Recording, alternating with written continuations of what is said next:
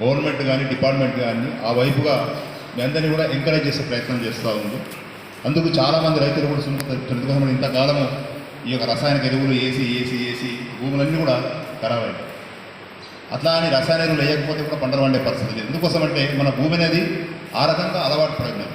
అయితే మెల్లిమెల్లిగా ఆ రసాయన ఎరువులను తగ్గిస్తూ ఈ సేంద్రియ ఎరువులను మనం దాన్ని యాడ్ చేస్తూ మనం ముందుకెళ్తే రేపు రాబో రోజులలో మంచి వ్యవసాయ దిగుబడులు, మంచి నాణ్యమైన పంటను మనం తీసుకునే అవకాశం ఉంది. అదేవిధంగా ఇందాక సార్ చెప్పిన భూసార పరీక్ష అనేది చాలా అవసరం. మనం అన్నం తినేటప్పుడు అన్ని పోషకాలు కలిసే తింటే మనిషి ఆరోగ్యంగా ఉంటాడు. రోజు ఒకటే కూర తిన్నాడు అనుకో, రోజు ఒకటే అన్నం తింటున్నాడు అనుకో, ఆయన మిగతా పోషకాల లోపం వస్తుంది రాదు.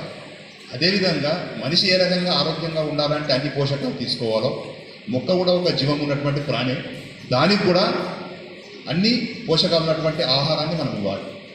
ఎలా ఇవ్వాలి? నేల ద్వారా ఇవ్వాలి. అన్నిటికన్నా ఈ ప్రపంచంలో అత్యంత విలువైనది ఏది అంటే నేల మాత్రమే.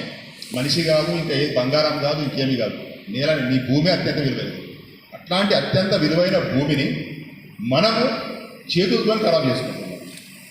ఈ రోజున మనం తింటున్నాం ఏదో అన్ని మందుల పూలే తింటున్నాం. రేపు మన పిల్లలకు ఆ మందుల పూలే తినిపిస్తాం, మన మనమల్లకు మందుల పూలే తినిపిస్తాం.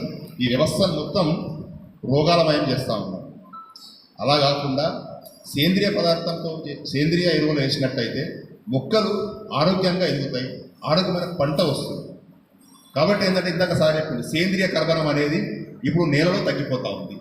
0.5%. అంటే ఉండాల్సింది ఒకప్పుడు ఎంత ఉండే 3, 4, 5 అప్పట్లో ఉండేది. రాను రాను ఏమైందంటే మనం అధిక రసాయన ఎరువులు వేయడం వల్ల సేంద్రియ కర్బనం తగ్గిపోయింది.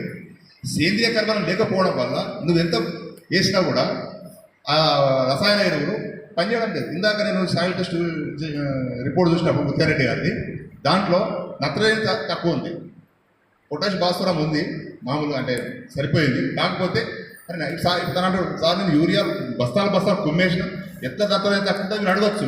ఎంత తక్కువ ఉంటుంది అంటే అసలు సేంద్రియ కర్బనం అనేది భూమిలో ఉంటే మీరు వేసినటువంటి ఆ యూరియా వచ్చి నత్రజని తీసుకుంటుంది. అది అంటే అది తీసుకుంటలేదు అంటే నీ భూమిలో సేంద్రియ కర్బనం లేదు.